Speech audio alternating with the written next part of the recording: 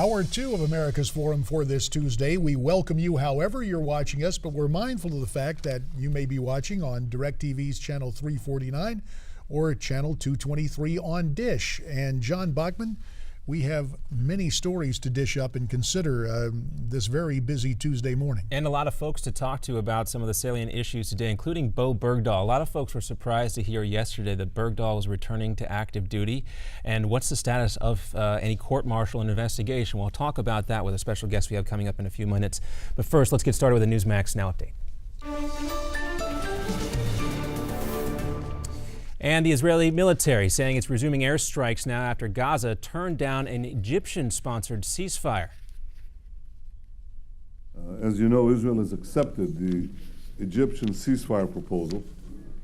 Our goal was and remains putting an end to rocket fire from Gaza on our cities and providing the citizens of Israel with the sustained peace and quiet to which they are entitled. The Israeli military says the Gaza militants have fired about 50 rockets over Israel today so far. No serious injuries have been reported. Meantime, in Washington, D.C., the president hosting an iftar dinner in observance of Ramadan. The president praised Egypt's proposal for a ceasefire. This is earlier video between Hamas and Israel, sponsored by Egypt, in the Gaza Strip. Finally, tonight reminds us of our responsibilities to each other beyond our borders, as well as within. Even as we celebrate all that we have in common, we know that in too many corners of the world we see violence and terror of those who would destroy rather than build. These are particularly difficult times in the Middle East. The president acknowledging Israel's right to defend itself, also saying that a further escalation of the crisis in the Middle East helps no one. Moving on now, as for the scandal involving the Veterans Affairs in the medical system, in the VA medical system, it's going to cost an extra $1.4 billion to provide benefits for U.S. military veterans. Additional money on top of what we're already spending. This will happen in the next 5 years without management improvements, according to the Inspector General's report. The Department of Veterans Affairs inaccurately processed about 1/3 of the benefits claims during a 2-month review, and it failed to make a final decision on claims for more than 6,000 vets. Last night at a House committee hearing on Veterans Affairs, the processes within the Veterans Department, the Department of Veterans Affairs, folks talked about the need to improve how those benefits are given out to our veterans. You talked about the number of people who may have been receiving duplicate benefits. Do you have you talked about the process of people receiving duplicate benefits. Do you have any estimate of how many people you believe are receiving duplicate benefits? Well, the number is a lot, unfortunately. The Veterans Affairs Administration, an arm of the VA, oversees about $73 billion in annual claims. Meantime, U.S. Marines are testing a $32 million robot aimed at reducing the load military personnel have to carry in combat. And it looks pretty cool right here. It's called a robotic pack mule, appropriately named here. It came to life during a recent military exercise in Hawaii. It's expected to carry anywhere between 100 and 400 pounds on any type of terrain and in all kinds of weather. Military researchers say the robot will interact with troops in the same way trained animals engage with their handlers in combat.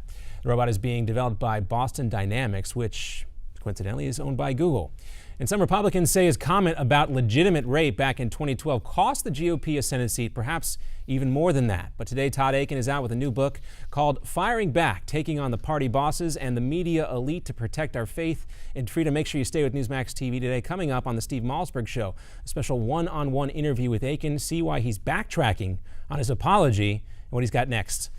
Plan next, for his political career. JD? John, you mentioned this earlier. He spent 5 years as a captive in Afghanistan. Now, 6 weeks after his release, Bowe Bergdahl returns to active duty in the U.S. Army. But the question remains, did Bergdahl desert his platoon? Joining us now, Matt Vierkant, a former platoon mate of Bowe Bergdahl, who served with Bergdahl in Afghanistan. Matt, we thank you very much for phoning in this morning here on America's Forum. Thank you for having me. Matt, first, some background from you. What can you tell us about Bowe Bergdahl from your time with him in Afghanistan? He was only in Afghanistan for a little over a month. Went on several different missions, got ambushed in the mountains a couple weeks previous before he walked off. just a real quiet guy, kept to himself mostly, and we thought he wanted to learn knowledge about the Army and be better at his job. It turns out he, in my opinion, just planned to walk off. Well, there had been talk of a U.S. soldier wanting to meet with the Taliban. You had heard that talk. When did it become apparent to you, in your mind, that Bergdahl was a guy who wanted to meet with the Taliban? Well, right when he walked off and left his stuff, I had thought that maybe that was his plan, because I wouldn't know any other reason why you would leave your weapon and equipment behind and your brothers in arms to walk off in the middle of Afghanistan for no other reason than to either link up with the Taliban or, something in that aspect. Well, Matt, as we hear that Bowe Bergdahl is returning back to active duty, of course, the investigation continues. But do you have faith and confidence in the military's ability to get to the bottom of the situation where you and your platoon mates will feel like Bowe Bergdahl is getting due process and the justice that you think this type of situation deserves? I do have faith in the military that they will do what's right. In my opinion, there's overwhelming evidence to show his intent to desert, his intent to not return, and I'm sure there's several classified documents which we don't know about, whether he collaborated with the enemy or not. But I do have faith that they will do what's right and justice will be served. Well, Matt, you're not the first person to tell us that you believe that Bergdahl walked away from his platoon mates. What's your reaction when you hear that Bergdahl is walking around interacting as any other soldier would at Fort Sam Houston in San Antonio? It's really confusing and perplexing to me with the several different allegations against him, and we know that he deserted, so I don't really see, with all the evidence against him, his own words, putting down the United States military and the United States, how that they can just send him back to active duty like nothing is going on and give him a desk job like they said, and just let him walk around in the public after he deserted and, left his brothers in arms. Matt, a Twitter picture was released recently showing Bergdahl posing and smiling with a former Taliban commander. Have you seen the picture? And what is your reaction to that photo? I have seen the picture. It kind of makes me sick to my stomach. At the same time, it could be used as propaganda, but if I were in that position, I definitely wouldn't be standing and smiling with a terrorist leader. We understand that Bergdahl could receive $350,000 tax-free if the current investigation ends up deciding that he did not desert. He was a prisoner of war. That's how some have classified him, for 5 years being held by Islamic militants. We've heard you talk about, in your opinion, that Bergdahl deserted. What about the $350,000 that may await him if he's able to beat the rap?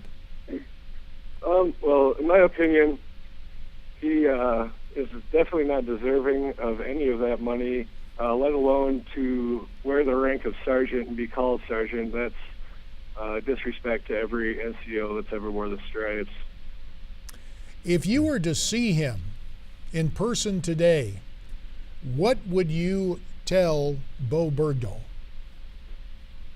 I would tell him that he's a deserter and he left us behind, and I want to know why. And at the same time, it doesn't even really matter why he did it or whatever at the time. It's the fact that he did do it, and now he needs to face the consequences and own up to it. Matt, earlier in this interview, you mentioned that letter that Bergdahl wrote home to his parents, talking about his embarrassment at being an American, so forth and so on. Was that anything he vocalized, anything you heard him talk about while he was there in Afghanistan with you? I did not hear him say anything like that. From what I heard, he was eager to learn, eager to train, eager to become a better soldier.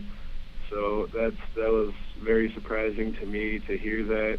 But at the same time, after he deserted, it doesn't shock me at all to hear him saying things like that against the United States and the military.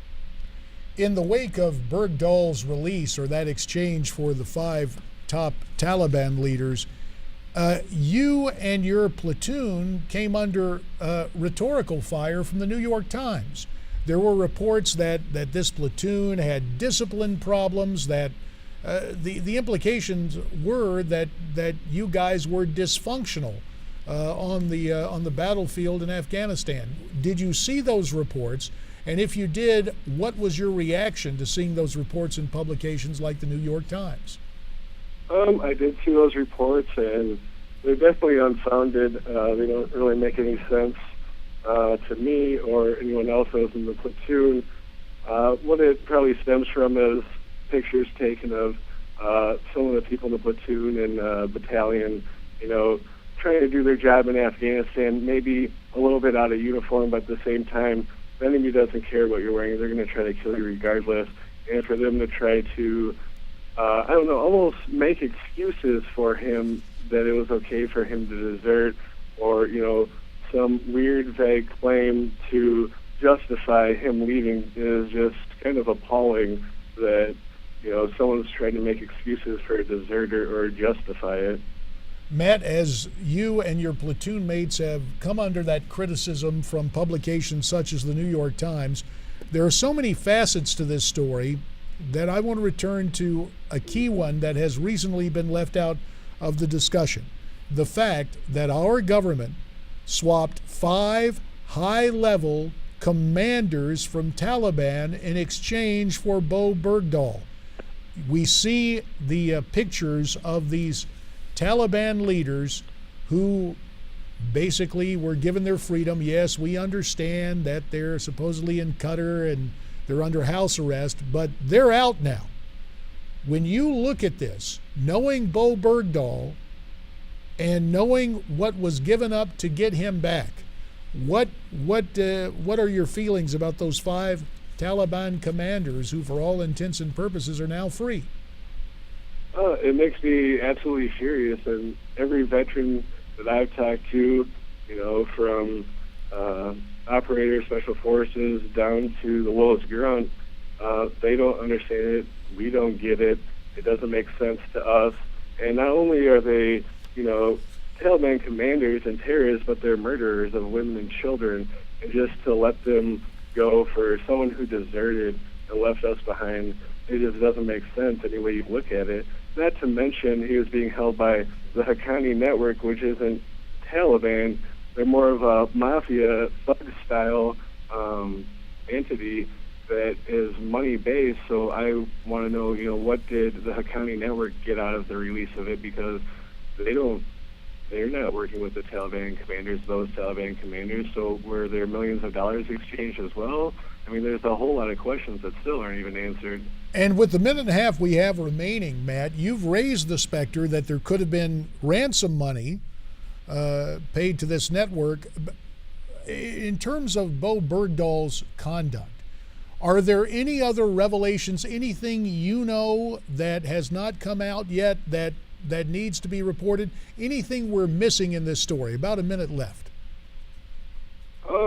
All I know is that there is speculation and separate investigative reporters looking into different stories of collaboration while he was with them. And I know there's reports of him being able to carry a gun and going hunting and all that. And that just, as a prisoner of war, that doesn't even make sense to me why they would give him a weapon or let him go and walk around by himself. This whole story, there's so many holes in it and gaps. It just doesn't make any sense. And I heard yesterday that, his counseling and therapy is all done, and he doesn't have PTSD from being prisoner 5 years. Wow. That doesn't really make sense to me either. Matt Vierkant, we will have to leave it there. We thank you for your insight and interaction with Bowe Bergdahl and the reaction to Bergdahl being placed on active duty. Another disturbing story, John. There's more straight ahead here on America's Forum.